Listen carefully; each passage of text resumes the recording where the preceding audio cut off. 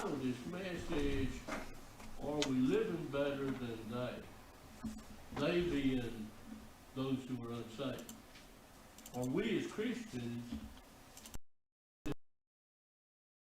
and those who are not? Might be something to think about that. So Matthew 5, verse 43. You have heard that it was said, you shall love your neighbor and hate your enemy. But I say to you, love your enemies. Bless those who curse you. Do good to those who use you and persecute you, that you may be sons of your Father in heaven. For he may sends rain on the just and on the unjust.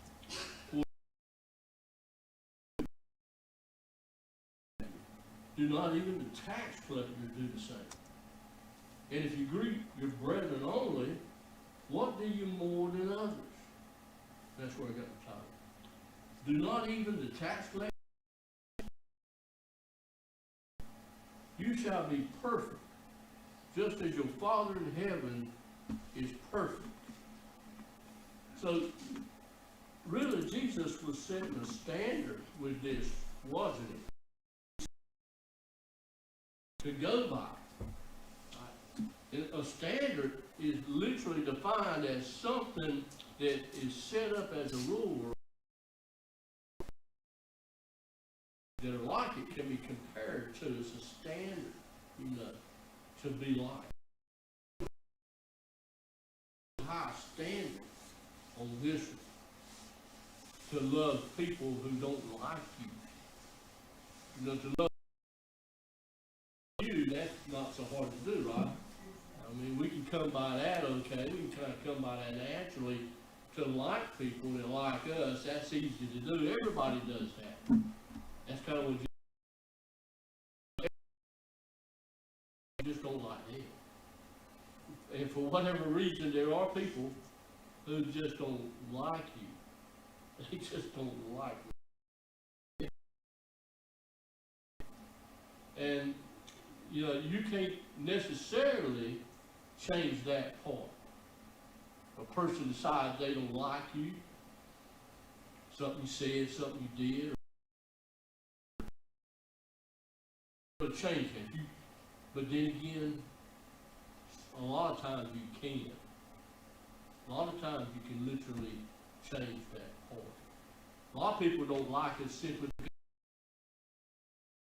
if we kind of have that attitude with somebody,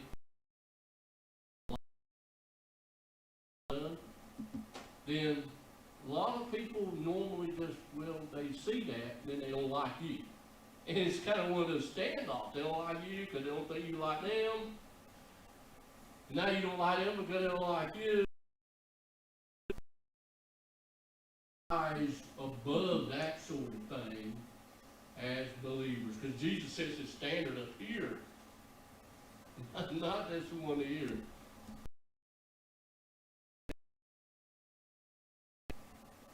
He sets it above our heads. He sets it at a point that a lot of times we just can't. Like the way it used to be at the carnivals, they used to have a sign, you had to be this high to ride this ride. Remember that? If you're disappointed, if you're this, and he's like, Jesus sets the standard like that. Above. But he still says, be perfect, because your Heavenly Father is perfect and we're like, can't. And he still says, be perfect. And that's where our forgiveness comes in and repentance. And then we keep trying. Because that's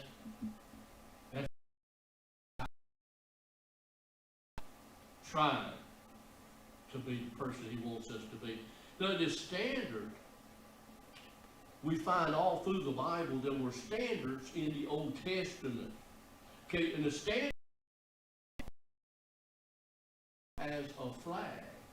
You know that? It says flag. some of you may recall the phrase a flagship, and the flagship actually would be the ship that the commander rode. And yes, they would have a flag up there. A standard is a flag or a banner. And it basically tells where that person's supposed to be at, where they're supposed to be standing. You know,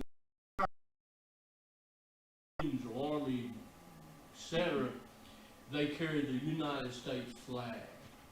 When you see that flag, you know something about them. And that's a standard. And the Bible talked about, especially King James, standard bearers. You read that in the Old Testament, the standard bearer. Standard in the world. That would be the one who carried the banner, the flag. He carried that. Now, had a standard, okay? And they had a flag. Judah, the lion, okay? And they had a color, each of the tribes, right?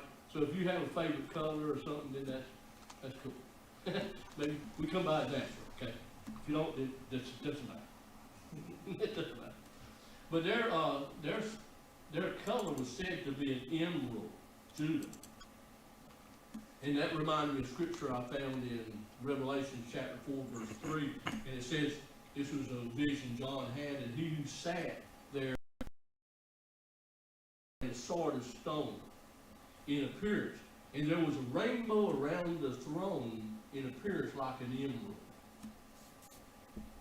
As he visioned God on the throne, like aura around the throne that was green. In the breastplate of the high priest, these colors represented the tribe of Israel. He was to keep it on the breastplate. The breastplate. Why? Because it was over his heart. And every time that the high priest went to pray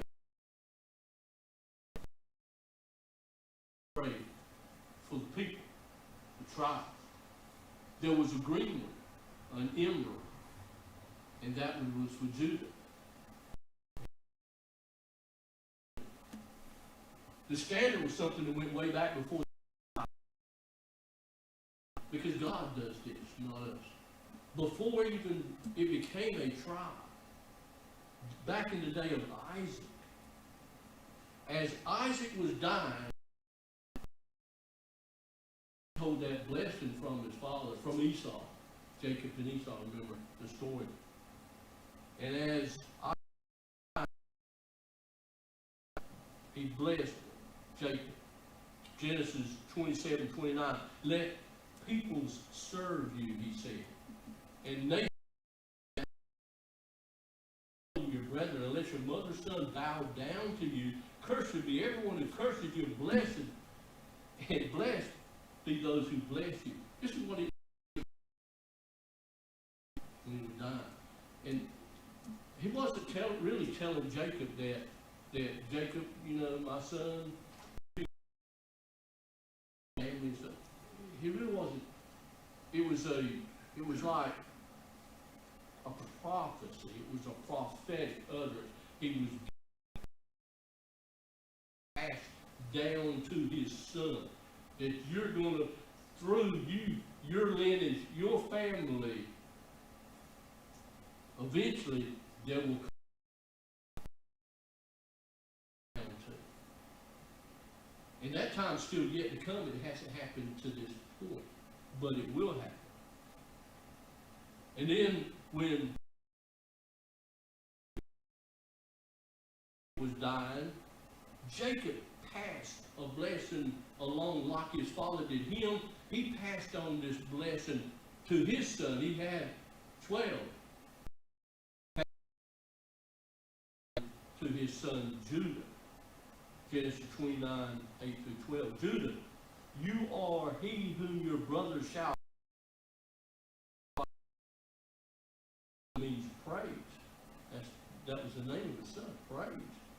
Your hand shall be on the neck of your enemies. Your father's children shall bow down before you. Sounded kind of like the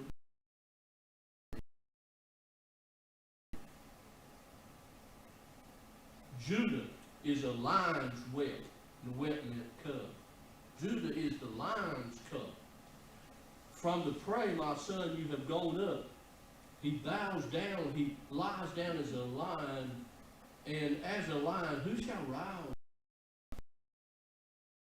The scepter shall not depart from Judah, nor the lawgiver from between his feet, until Shiloh comes. This is the blessing his father's handed out. I don't know if he understood this at the time. He's like children. He said, the lawgiver shall not pass from your feet. The scepter shall not part from the scepter of the throne shall not depart until Shiloh comes. Shiloh was the name, for whatever reason, to the one who had come to be on the throne. The word Shiloh in Hebrew meant peace. He was talking about Christ. Through your people, through your posterity, through your ancestors, one would come. Shiloh, peace. And if you search the scriptures, you find that his name is peace. Jerusalem was a city of peace. Salem, peace is what it meant.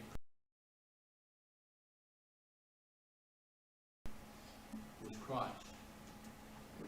He was peace and he brought peace to the world. That's what he's talking about. One day, through your Lord, not your lifetime, but one day, one who will be the Prince of Peace. And to him shall be obedience of the people. Verse 11, binding his donkey to the vine, this place, and his donkey's colt to the choice vine. He washed his garments in wine, and darker than wine, his teeth whiter than milk. And so he brings up two things. He brings up this thing about this riding on this donkey, this coat of a donkey. And then he talks about his garments were washed with blood. See, you know that's Christ. When Christ entered into Jerusalem that last time, he came in riding on the donkey, the colt. And he went to the cross at the end of the week. And he shed his blood. And so this was a prophetic Messiah, the Prince of Peace, passed down to Judah. It was a standard. We go to Revelation chapter 5, verse 4, of the tribe of Judah. That was Christ, the Lamb of God, and the Lion of God. And that was so in the very beginning, even before the tribe of Judah came to be, this utterance was given. This one would come who would, all people would bow down to. Doesn't the Bible say that every knee shall bow? That he is Lord. Every knee shall bow. Every tongue confess. And even because the judgment day is coming. When we leave this earth, and everyone will bow. It's Creator, right? He created us. He gave us life, right? At least. So there's a standard set. And look, every time that they, and as a matter of fact, there was organized in these days. A lot of organizers said this is the way to do it. Tabernacle, and where to camp, and all this. And Judah was one that camped in the east, in front of the gate. That's where he was. That's where they were to be, in this prominent position, to lead the way. And to me, I find it all fascinating. I don't know if you do. And they flew this flag.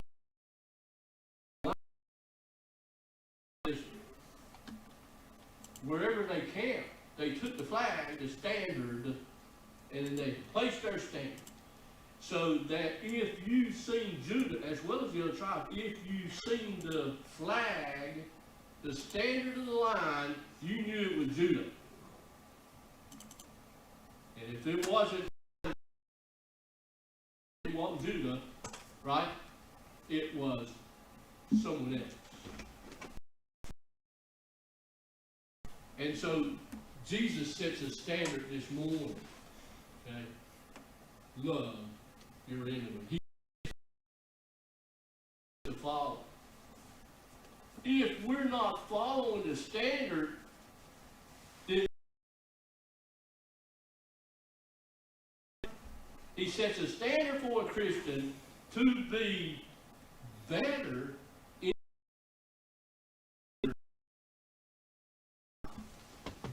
as their lifestyle. Then that lost person is the standard up here. We're to go and exceed the righteousness of exceed that. And if we're not flying that type of standard in our life, then we're not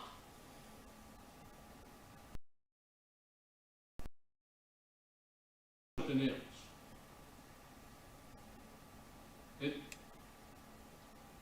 I simply said, this is what Christ says, and love your enemies.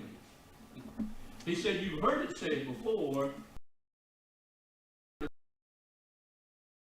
but he didn't say that was what the Bible taught, okay? He said, this is what you have heard. Twisted around. I know that thing about, what is that? I'm wanting to slip my mind. About money. They say money is the root of all evil. And you've heard that said. You'll hear it say when people talk about money is the root of all evil. And you're like, wait a minute, no, that's not exactly what the Bible said. The Bible, money, the misuse of money. That is the root of all evil. And boy, is that a true statement, right? I mean, it all comes back to a dollar. You follow the paper trail, right? It all comes back to the dollar.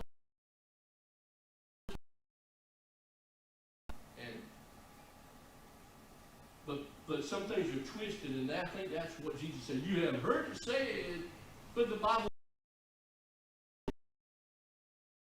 we can't look at it and say, oh, well, Jesus said, you heard it said, hate your enemies is okay. No. Jesus said, you heard that said. It is okay. But that's really never nowhere in the Old Testament. I challenge you to find that if you can find that and prove me wrong.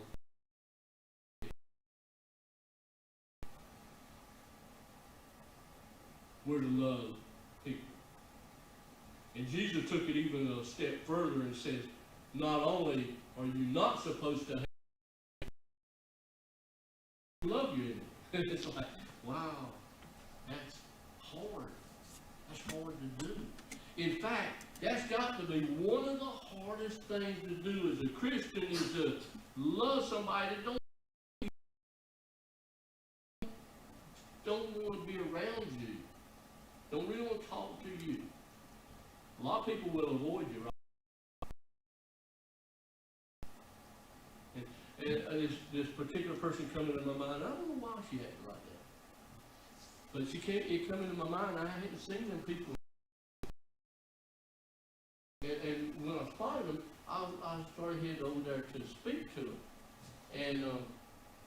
turn around and go,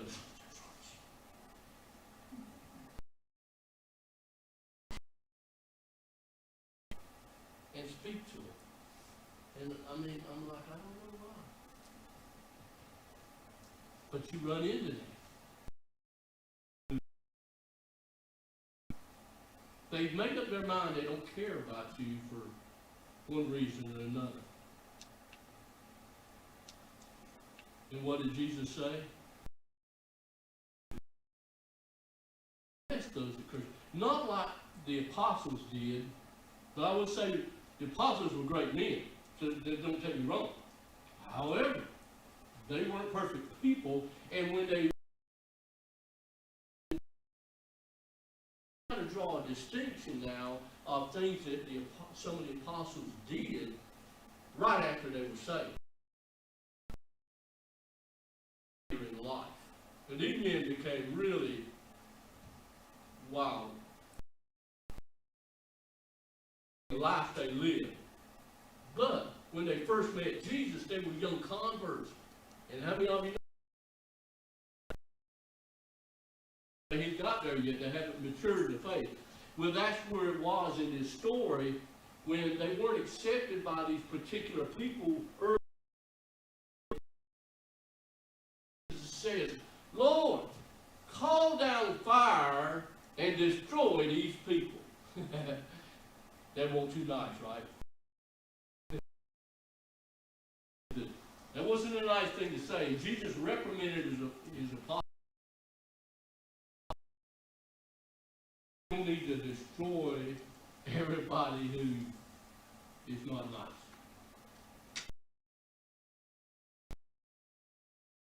Fire fall from heaven. Although sometimes we run across it and we kind of would really love to, like and zap that person. No, we have this human nature we were born with, and people do personally, right? But then Christ calls us to a higher standard up here.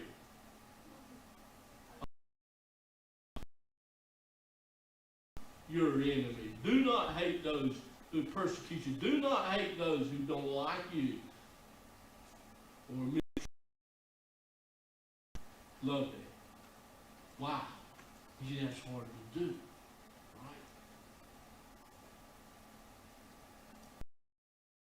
Right? Use you.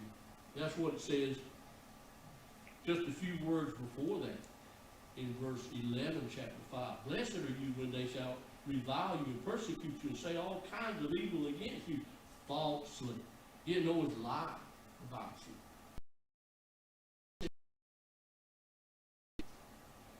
Blessed are you when people treat you that way.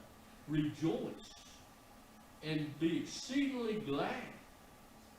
Be glad when people are ugly to you.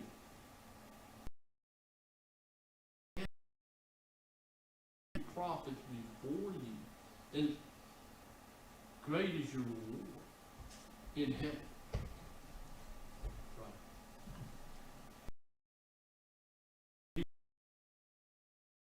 It's chapter 7, when Stephen began to preach to the people, and he was bold with his word, and they picked up stones.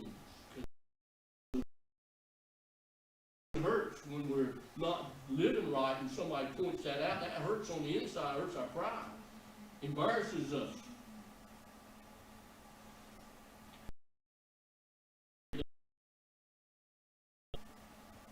And they picked up stones and they grabbed them and they took them to a spot that they could kill them. And that the people stoned them. And they said, oh, this man is a blasphemer. And they even lied about him. But what did Stephen do? As he was being stoned to death, he said, God, lay not this to their shoulders. Just like Christ did on the cross. When he said, Father, what they do, they don't know what they're doing. If they really knew what they were doing, they wouldn't have crucified me on the cross.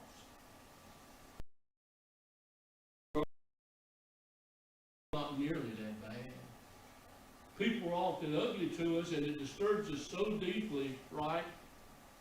Because they don't know what they're doing. If we just, it would help us to love our enemy. To kind of understand a little bit here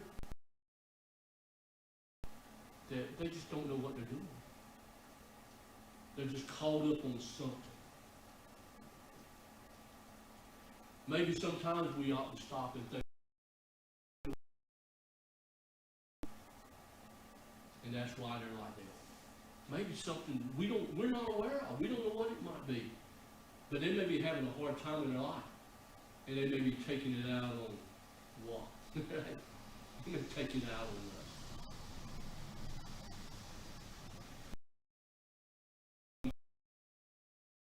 He says, love your enemies. He says, for we are.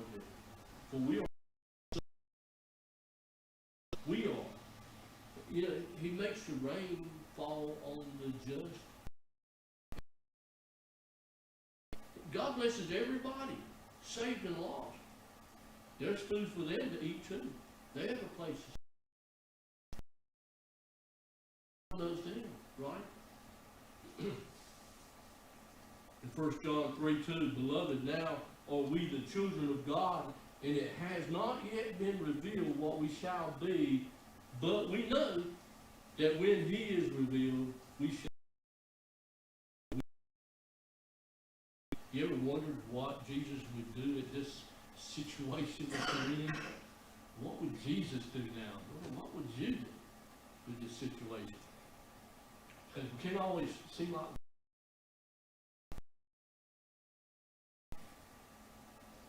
when we see him, we'll see what he would do about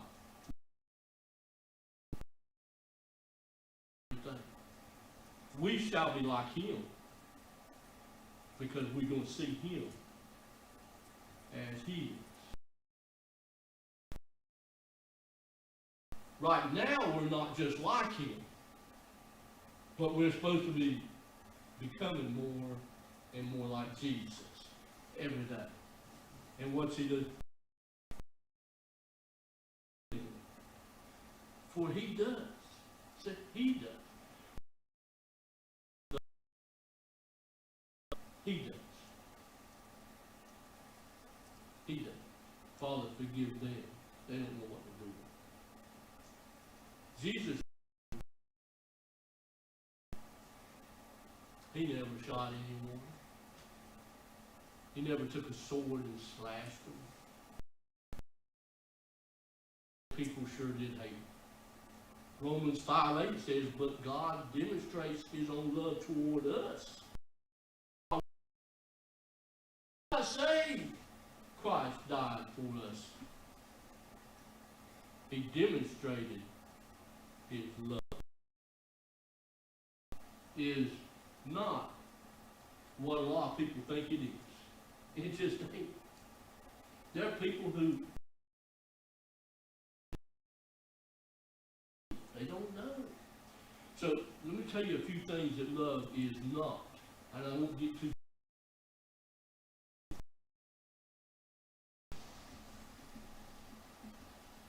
They're two different things. Love says, I want.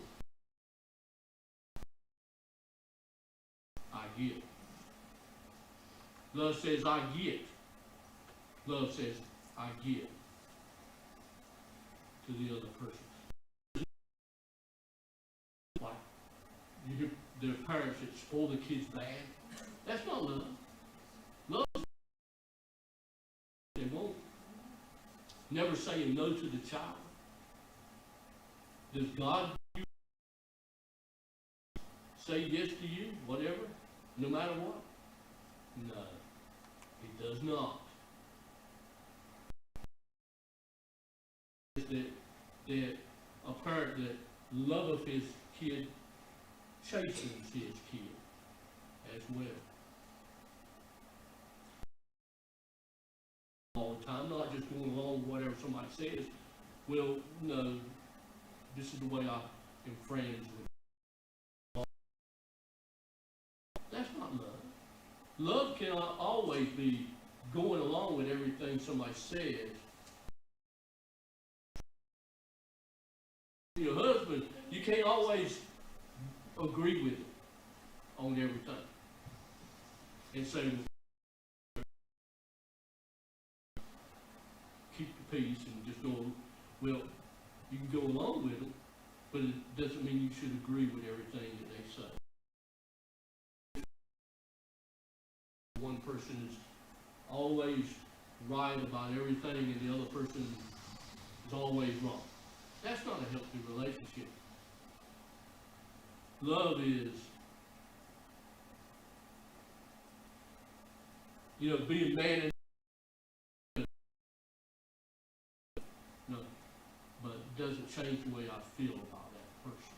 Okay, I still care for that person, even though I just don't agree with everything they say. Now my wife would be like that, and always have been that way. Well, I guess I took after mom with that.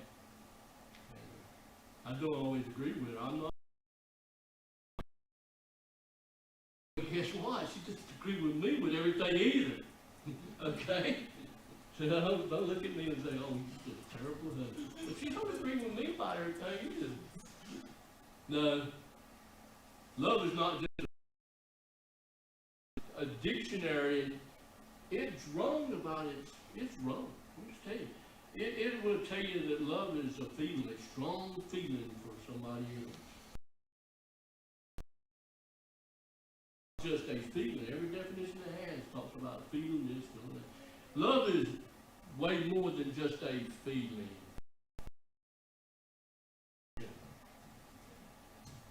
But God demonstrated His love toward us in that while we were sinners, and walk away. I'm praying for you, and walk away. He went to the cross and He died for us. He put it in action. Love is when you're there with somebody when they go in the hospital. Right? I'm not saying it can always be. But love don't say, I'm praying for you, never go see the wife. Or never go see her. Right? That's not love.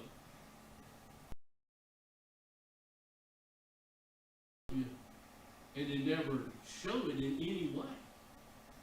Love is action. It's doing something.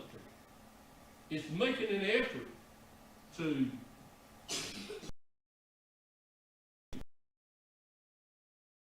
and Jesus went to the cross, didn't He? And He showed us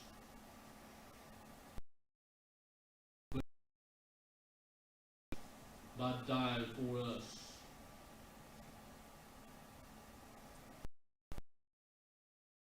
Rewards us for that. I read that verse earlier. He rewards us.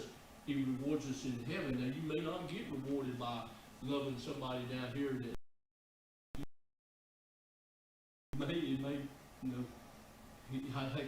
can't say. I mean, but sometimes people will change the way they act towards you. Sometimes you can win a person over by putting forth that effort, right? To show that person that you don't dislike them. They're still your friend. Christ would want to do it. And then it's their choice ever how they do it. I'm going to say that we're to love our enemies because that's how Christ is. If you love people that love you, what reward have you? Do not even the tax collectors do that. In that day, the tax collector was the worst sort of person. Not saying they're all that great today, but it's their job. We don't like them for their job, but somebody's got to do it, I guess. This is. You remember that song that says, "And they will know you are Christian by your love." they will know we're Christian.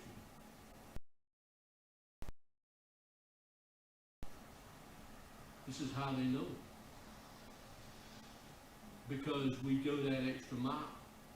We exceed the righteousness of the lost sinners. We love even. Loving somebody is not always agreeing or that they, but love them would be speaking to them anyway, not shunning that person. And we don't. Love doesn't mean they get to do us wrong. And we don't know that. We just forgot all about the fact that they stabbed us in the back. The Bible doesn't tell you to forget all about it. There are flashbacks in our memory that you can't control. They just pop in there, all sorts of memories. Flashes, flashes. I have these flashes just driving down the road, flashes,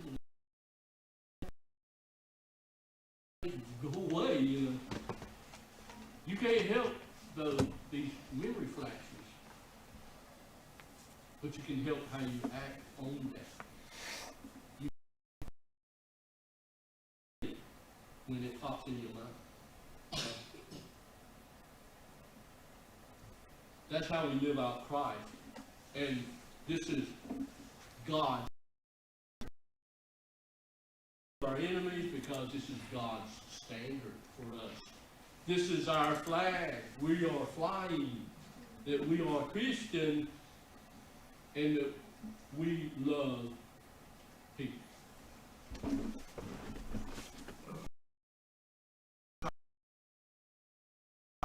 You got to make them be your friend. Just leave them alone.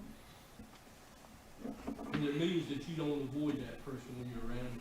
You don't avoid talking to them. You don't talk mean to them. You just treat them kindly. Treat them nicely. Speak nicely to them. Show them respect.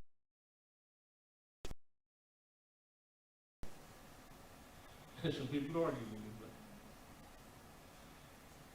give them respect. So we're going to close with a song now, and I want you to think about the message that Jesus has brought as we close. Let's